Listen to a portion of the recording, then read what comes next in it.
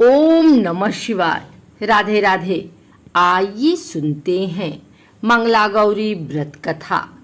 ईश्वर बोले, हे सनत कुमार, अब मैं अति उत्तम भौम व्रत का वर्णन करूंगा, जिसके अनुष्ठान करने मात्र से वैधव्य नहीं होता है। विवाह होने के पश्चात 5 वर्षों तक यह व्रत करना चाहिए। इसका नाम मंगला गौरी व्रत है। यह पापों का नाश करने वाला है। विवाह के पश्चात प्रथम श्रावण शुक्ल पक्ष में पहले मंगलवार को यह व्रत आरंभ करना चाहिए। केले के खंभों से सुशोभित एक पुष्पमंडल बनाना चाहिए और उसे अनेक प्रकार के फलों तथा रेशमी वस्त्रों से सजाना चाहिए। उस मंडप में अपने सामर्थ्य के अनुसार देवी की सुवर्णमयी अथवा अन्य धातु की बनी प्रतिमा स्थापित करनी चाहिए। उस प्रतिमा को 16 उपचारों से, 16 दुर्वा दलों से, 16 चावलों से तथा 16 चने की दालों से मंगला गौरी नामक देवी की पूजा अर्चना करनी चाहिए और 16 बत्तियों से 16 दीप जलाने चाहिए। दही तथा भात का नैवेद्य भक्ति पूर्वक अर्पित करना चाहिए। देवी के पास ही पत्थर की सिल तथा लोढ़ा स्थापित करना चाहिए। 5 वर्ष तक इस प्रकार से करने के पश्चात उद्यापन करना चाहिए। माता को वायन प्रदान करना चाहिए, जिसकी विधि आप सुनिए। अपने सामर्थ्य अनुसार एक पल ब्राह्मण सुवर्ण की अथवा उसके आधे प्रमाण की अथवा उससे भी आधे प्रमाण की मंगला गौरी की प्रतिमा निर्मित करनी चाहिए। अपनी शक्ति के अनुसार स्वर्ण आदि के बने तंडुल पूरित पात्र पर वस्त्र तथा रमणीय कंचु की ओढ़नी रखकर उन दोनों के ऊपर देवी की प्रतिमा स्थापित करनी चाहिए।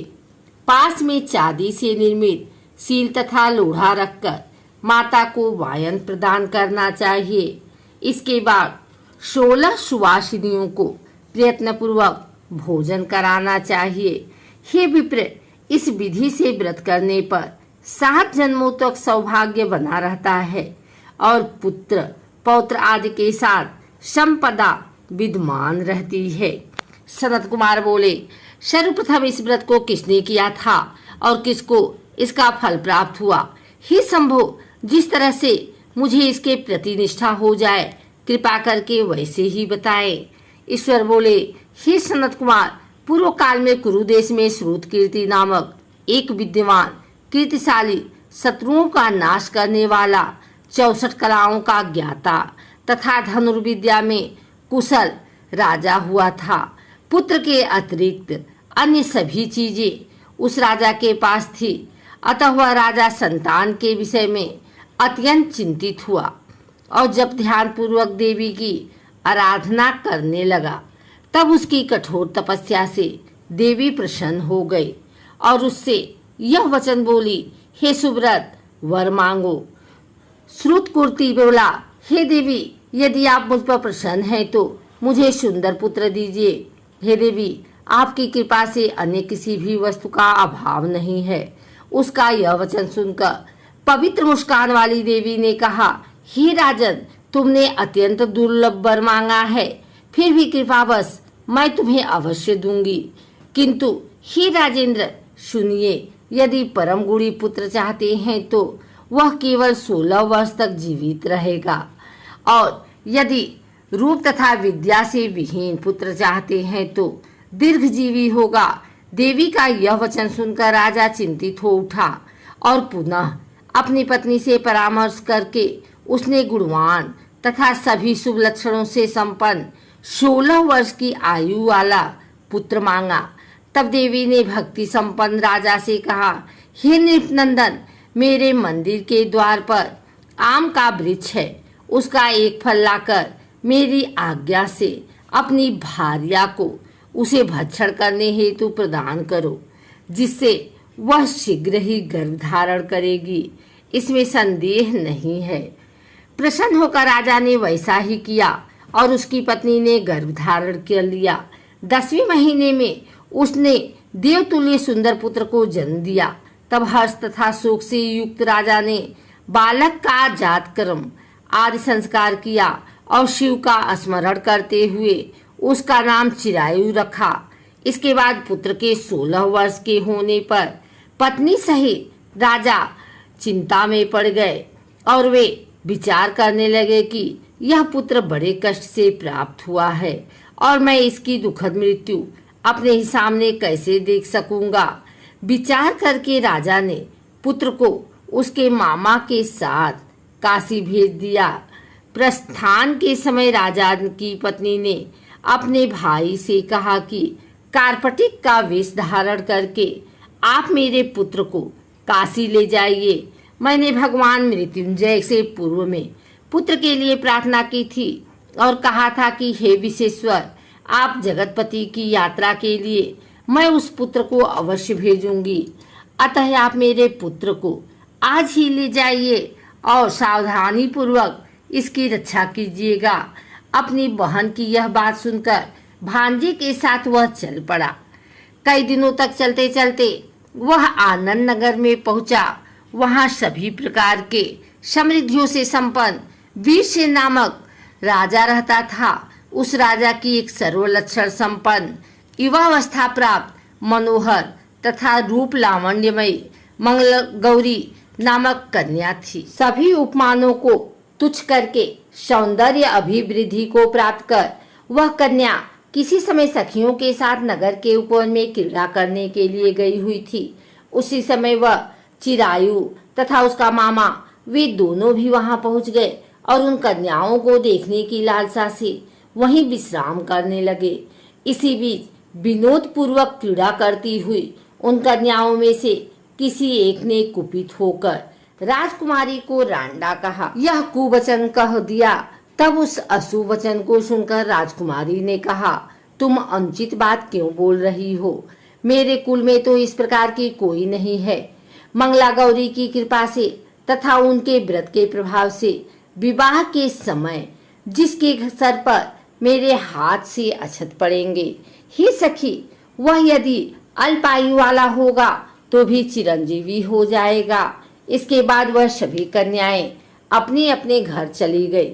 उसी दिन राजकुमारी का विवाह था। वह ब्राहिक देश के दृढ़धर्मा नामक राजा के सुकेतु नाम वाले पुत्र के साथ उसका विवाह निश्चित किया गया था। वह सुकेतु विद्याहीन, कुरूप तथा बहरा था। तब सुकेतु के साथ आए हुए उन लोगों ने विचार किया कि इस समय कोई दूसरा श्रेष्ठ वर ले जाना चाहिए और विवाह संपन्न हो जाने के बाद वहां सुकेतु पहुंच जाए।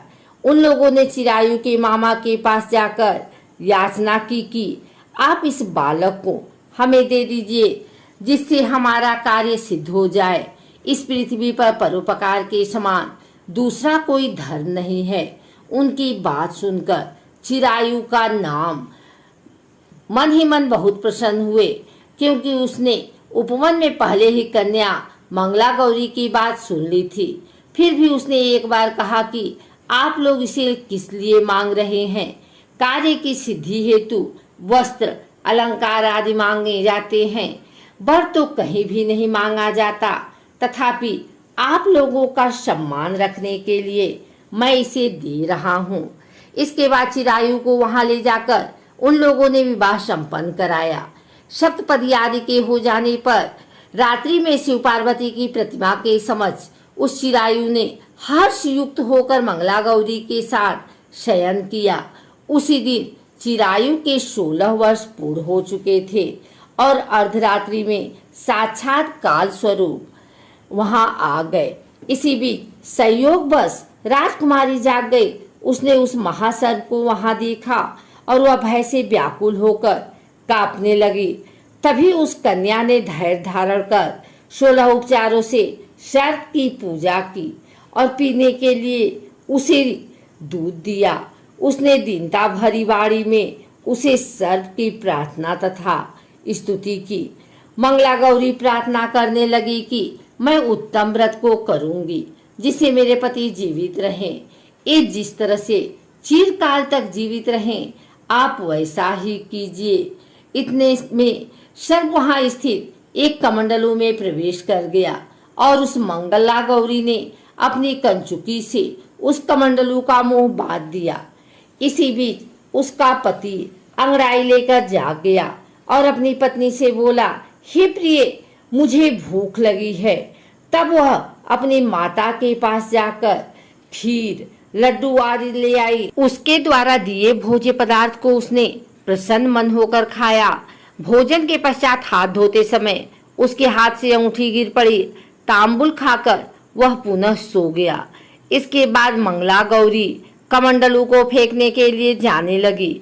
विधि की कैसी गति है कि उस कमंडलू से बाहर की ओर जगमग करती हुई हार कांति को देखकर वहां आश्चर्यचकित हो गए। घट में स्थित उस हार को उसने अपने कंठ में धारण कर लिया। इसके बाद कुछ रात शेष रहते चिरायु का मामा आकर उसे ले गया। इसके बाद बरपच के लोग सुकेतु को वहां ले आए। उसे देख मंगला गौरी ने कहा कि यह मेरा पति नहीं है। तब उन सभी ने उससे कहा, हे शुभे, तुम यह क्या बोल रही हो? यहाँ तुम्हारा कोई परिचायक हो तो उसे हम लोगों को बताओ। मंगला गौरी बोली, जिसने रात्रि में 9 रत्नों में बानी अंगूठी दी है, उसकी अंगुली में इसे डालकर परिचायक निशानी देख लें। मेरे पति ने रात्रि में मुझे जो हार दिया था, उसके रत्नों का समुदाय कैसा है, इस बात को यह बताएं। यह तो कोई अन्य ही हैं। इसके अतिरिक्त रात्रि में सीते समय उनके पैर कुमकुम से लिप्त हो गए थे। वह मेरी जांच पर अब भी विद्यमान है। उसे आप लोग शीघ्र देख रहे हैं। साथ ही रात में परस्पर भाषण तथा भोजन आदि जो कुछ किया गया था उसे भी यह बता दे, तब यह निश्चय ही मेरा पति है। इस प्रकार उसका वचन सुनकर सभी ठीक है कहने लगे। जब एक भी बात ना मिली तब सुकेतु को उसका पति होने से निषिद्ध कर दिया और वर पक्ष वाले जिस तरह से आए थे उसी तरह से चले गए। उसके बाद अपने वंश को बढ़ाने वाले महान यश से संपन्न तथा परम मनस्वी मंगला गौरी के पिता ने अन्य पान आदि का शस्त्र चलाया। उन्होंने बट वृक्ष का तुरंत वृतांत कानो कान सुना लिया और संकल्प स्वरूप कुरूप होने के कारण लोगों के द्वारा किसी अन्य को वर के रूप में आदर पूर्वक लगा लाया गया तथा उन्होंने अपनी कन्या को पर्दे के भीतर बिठा दिया। उसके बाद 1 वर्ष बीतने पर यात्रा करने चिरायु अपने मामा के साथ यहाँ देखने आया कि विवाह के बाद वहाँ क्या हुआ। तब उसे गवाच के भीतर से देखकर यह मंगला गौरी अत्यंत प्रसन्न हुई और माता पिता से बोली कि मेरे पति आ गए हैं। राजा ने अपने गुरुजनों को बुलाकर पूर्व में कहे गए सभी परिचायकों को निशानी को देखकर मंद मुस्कान वाली अपनी कन्या चिरायु को सौंप दी। राजा ने शिष्ट जनों को साथ लेकर विवाह का उत्सव मनाया। इसके बाद राजा वीरसेन ने वस्त्र आभूषण आदि, सेना, घोड़े, रथ और अन्य भी बहुत सी सामग्रियां देकर उन्हें विदा किया। उसके बाद कुल को आनंदित करने वाला वह चिरायु पत्नी तथा मामा के साथ लेकर सेना के साथ अपने नगर पहुंचा। लोगों के मुख से उसे आया हुआ सुनकर उसके माता पिता को विश्वास नहीं हुआ। उन्होंने सोचा कि प्रारब्ध अन्यथा कैसा हो सकता है।